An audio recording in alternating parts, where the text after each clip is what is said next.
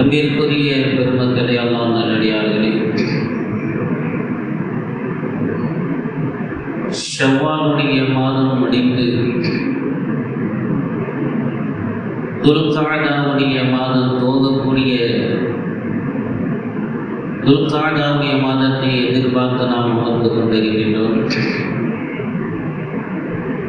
துல்காடாவுடைய மாதம் வந்துவிட்டால் ஹஜ்ஜினுடைய மாதத்தினுடைய துவக்கம் ஆரம்பமாகிவிடுகிறது. புனிதமான மாதங்கள் 4 மாதங்களில் ஒரு மாதமாகும். ஹஜ்ஜிக்கு ஹாஜிகள் செல்லக்கூடிய காரியங்களை விரைவுபடுத்தக்கூடிய, அதற்காக வேண்டிய ஹாஜிகள் ஹஜ்ஜிக்கு செல்வதற்காக வேண்டிய தயாரிப்புகளையும் பயணத்தையும் அறிவிப்பு செய்யக்கூடிய சூழ்நிலையும், அதே நேரத்தில் உற்றார்கள், உறவினர்கள், நண்பர்கள் அவர்களுக்கெல்லாம் விருந்து கொடுக்கக்கூடிய ஒரு காலகட்டமாகவும், பயணங்களை தயாரிப்பு செய்து புறப்படுவதற்குண்டான காலகட்டமாகவும், ஹஜ்ஜினுடைய கூட்டங்கள் நடைபெறக்கூடிய, ஹாஜிகளை சந்திக்கக்கூடிய ஒரு காலமாகவும் அல்லாஹ் சுப்ஹானஹு வ தஆலா இந்த துல்காடாவுடைய மாதத்தை அல்லாஹ் ஆக்கியிருக்கிறார். எனவே இந்த துல்காடாவுடைய மாதம் ஆரம்பிக்கின்ற பொழுது, ஹாஜிகளை சந்திக்கின்ற பொழுதெல்லாம் நமக்குள்ளே ஒரு துஆவையும் ஒரு ஆசையும் நாம் வெளிப்படுத்த வேண்டும். யா அல்லாஹ், எனக்கும் இந்த ஹஜ்ஜினுடைய நசீபை யா அல்லாஹ் எனக்கும் தருவாயாக என்று, யா அல்லாஹ் என்னுடைய மனைவிக்கும், என்னுடைய பிள்ளைகளுக்கும், என்னுடைய குடும்பத்தாருக்கும் யா அல்லாஹ் ஹஜ்ஜை நசீபாக்குவாயாக என்ற பிரார்த்தனையை நாம் அந்த நேரத்தில் எடுத்து வைக்க வேண்டும். அவர்களிடத்திலே நாம் அந்த பிரார்த்தனையும் எடுத்து சொல்லி, எங்களுக்காக வேண்டி நீங்கள் துஆ செய்யுங்கள், ஹஜ்ஜுடைய அந்த பாக்கியம் எங்களுக்கும் கிடைக்க வேண்டும் என்று நீங்கள் ரப்பிடத்திலே துஆ செய்யுங்கள் என்று செல்லக்கூடிய ஹாஜிகளிடத்திலே துஆக்களை நாம் முன்வைக்க வேண்டும். ஆகவே ஒரு காரியத்தை நாம் செய்வதற்கு முன்பாக ரப்பிடத்திலே பிரார்த்தனை நாம் செய்ய வேண்டும். அடுத்ததாக அந்த ஆசைகளோடு நாம் நம்முடைய வாழ்க்கையிலே முயற்சிகளை செய்தோம் என்று சொன்னால் அல்லாஹ் அந்த பாக்கியத்தை நமக்கும் நசீபாக்குவான் என்பதிலே எந்த விதமான சந்தேகம் இல்லை. ஆசை முதல் விஷயம், ஆசைப்பட வேண்டும். ரப்பிடத்திலே பிரார்த்தனைகளை எடுத்து வைக்க வேண்டும். ஒரு மனிதனுக்கு ஆசையை பிறக்கவில்லை என்று சொன்னால் அவர் பிரார்த்தனை எடுத்து வைக்க மாட்டார்.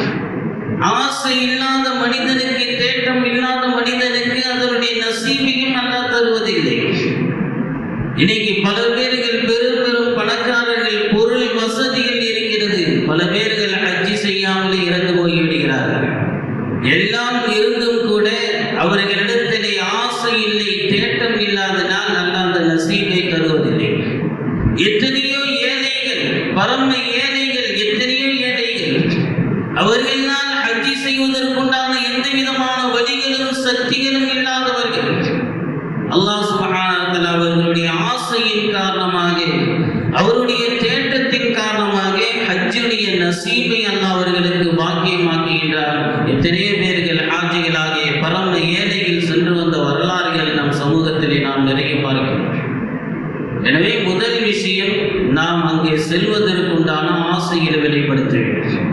அல்லாஹ் ஜக்கரியா அலைஹிஸ்ஸலாத்து வஸ்ஸலாம் அவருடைய குடும்பத்தை பற்றி அல்லாஹ் சொல்லி காட்டுகின்ற பொழுது, இன்னஹும் கானூ யஸாரிஊன ஃபில் கைராத்தி யதுஊனனா ரகபன் வ ரஹபா, அவர்கள் நற்காரியங்கள் செய்வதிலே விரைந்து செல்லக்கூடியவர்கள், அல்லாஹ்வின் மீது அவர்கள் ஆசை வைத்தவர்களாக, அல்லாஹ்வின் மீது நம்பிக்கை வைத்தவர்களாக, ரகுபத்தோடு, ஆசையோடு, அவர்கள் ஆர்வத்தோடு செயல்களை முன்வைக்கக்கூடியவர்களாக, தன்னுடைய அமல்களை செய்யக்கூடியவர்களாக அவர்கள் இருக்கிறார்கள் என்பதை அல்லாஹ் சுப்ஹானஹு வ தஆலா குர்ஆனிலே பதிவு செய்கிறார்.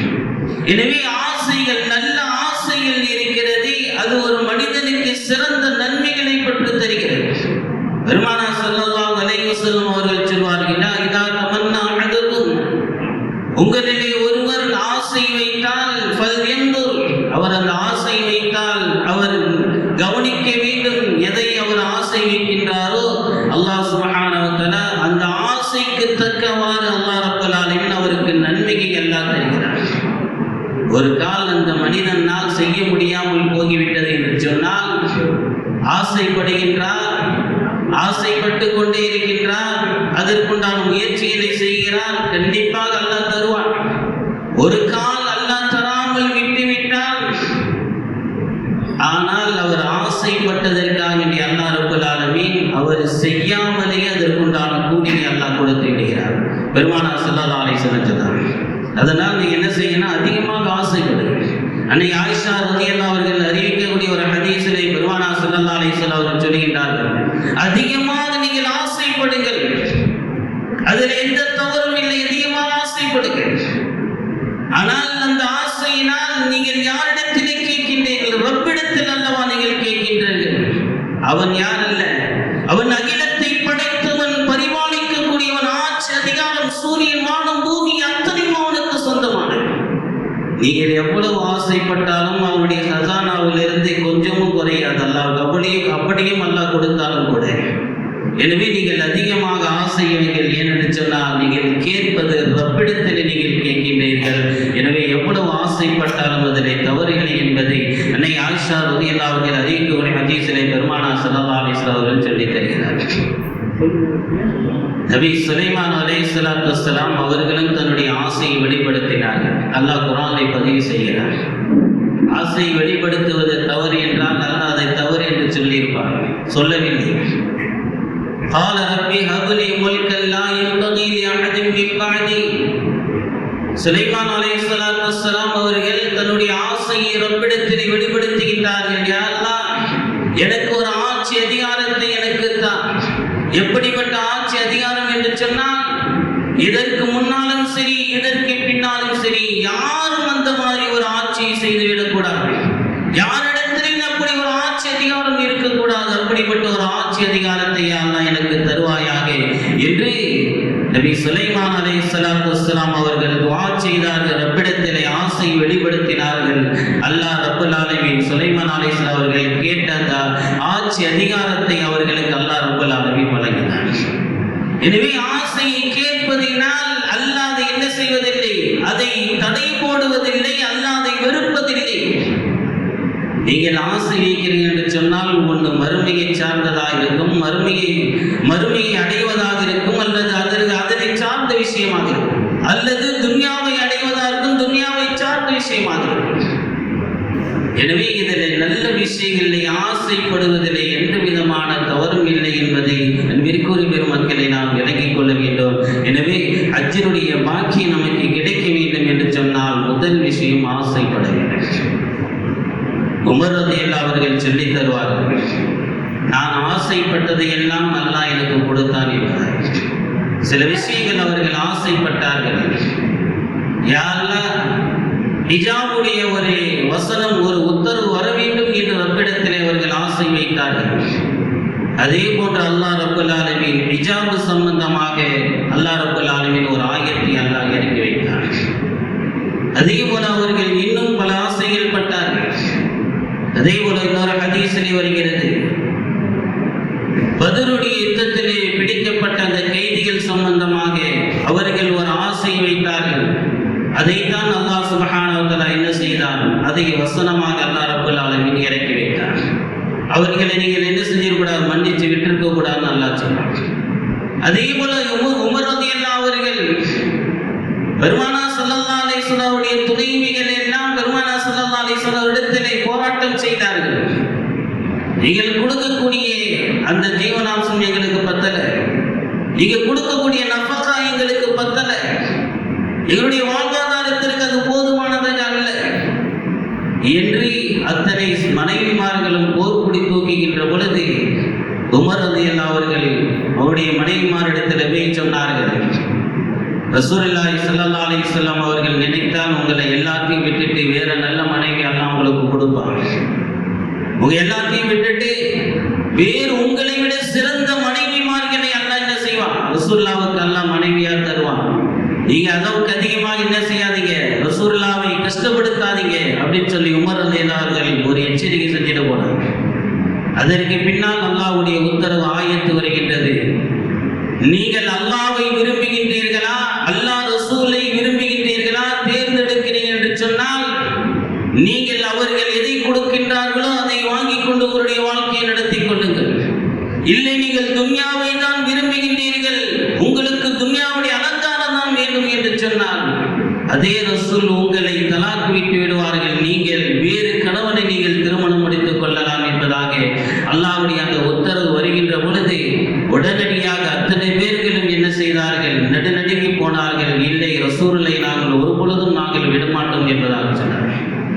அப்போ பெருமானா ஸல்லல்லாஹு அலைஹி வஸல்லம் அவர்களுக்காண்டி பரிந்து பேசிய உமர் ரலியல்லாஹு அவர்களுடைய அந்த ஆசையை அல்லாஹ் உத்தரவாகவே சட்டமாகவே அல்லாஹ் இறக்குகின்றார். அதே உமர் ரலியல்லாஹு அவர்கள் ஒரு நேரத்திலே அப்துல்லா இப்னு சலூல் என்று சொல்லப்படக்கூடிய முனாஃபிக்குடைய தலைவர், அந்த தலைவனுக்காக வேண்டிய ரசூலுல்லாஹி ஸல்லல்லாஹு அலைஹி வஸல்லம் ஜனாஸா தொழுகை நடத்த போகின்றார்கள். உமர் ரலியல்லாஹு அவர்கள் வேண்டாம் என்று தடுக்கின்றார்கள்.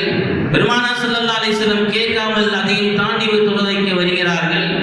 ஜிப்பாவை பிடித்திருக்கின்றார்கள் உமர் ரலியல்லாஹு அவர்கள். ஜிப்பாவும் கிழிந்து விடுகிறது. அதையும் தாண்டி பெருமானா ஸல்லல்லாஹு அலைஹி வஸல்லம் தொழ வைத்தார்கள். தொழ முடித்ததற்கு பின்னால் அல்லாஹ் சொன்னா, வலா துஸல்லி அலா அஹதின் மின்ஹும் மாத்த அபதன் வலா தகுன் அலா கப்ரி. அல்லாஹ் சொன்னா, இதுக்கு பின்னால் அந்த மௌத்தானுடைய கபர்லாம் போய் நீங்க துஆ செய்யக்கூடாது, அவங்களுக்கு தொழுகைலாம் வைக்கக்கூடாது. இஸ்தக்ஃபிர் லஹும் அவ் லா தஸ்தக்ஃபிர் லஹும் இன் தஸ்தக்ஃபிர் லஹும் 70 மர்ரா. நீங்கள் பாவ மன்னிப்பு தேடினாலும் சரி, தேடனாலும் சரி, தேடாமல் இருந்தாலும் சரி, 70 முறை நீங்கள் பாவ மன்னிப்பு தேடினாலும் சரி, அவங்களை நான் மன்னிக்க போறதில்லை. முனாஃபிக்குடைய கதை முடிஞ்சிருச்சு. அதனால் நீங்கள் அவர்களுக்கு ஜனாஸா தொழுகை எல்லாம் நடத்தி துஆ செய்ய வேண்டாம் என்று அல்லாஹ் பெருமானா ஸல்லல்லாஹு அலைஹி வஸல்லம் அவர்களுக்கு உத்தரவு போடுகிறார். இப்படி உமர் ரலியல்லாஹு அவர்கள் ஆசைப்பட்டது எல்லாம் அல்லாஹ் ரப்பல் ஆலமீன் வசனமாகவே குர்ஆனிலே அல்லாஹ் இறக்கி வைத்தார். அதே போல சொல்லுவார்கள், 4 பேர்கள் சஹாபாக்களிலே 4 பேர்கள் ஆசைப்பட்டார்கள். 4 சஹாபாக்கள் ஹிஜ்ர் என்ற அந்த இடத்திலே காபாவோடு இருக்கக்கூடிய அந்த ஹிஜ்ர் என்று சொல்லப்படக்கூடிய அந்த இடத்திலே 4 பேர்கள் இப்னு உமர் ரலியல்லாஹு அவர்கள் கேட்கின்றார்கள், உங்களுடைய ஆசைகள் என்ன என்று சொல்லுங்கள் என்பதாக. அப்போ ஒவ்வொருத்தவர்களும் ஒரு ஆசையை சொல்லுகிறார்கள். ஜுபைர் ரலியல்லாஹு அவர்கள் ஒரு ஆசையை சொல்லுகிறார்கள், நான்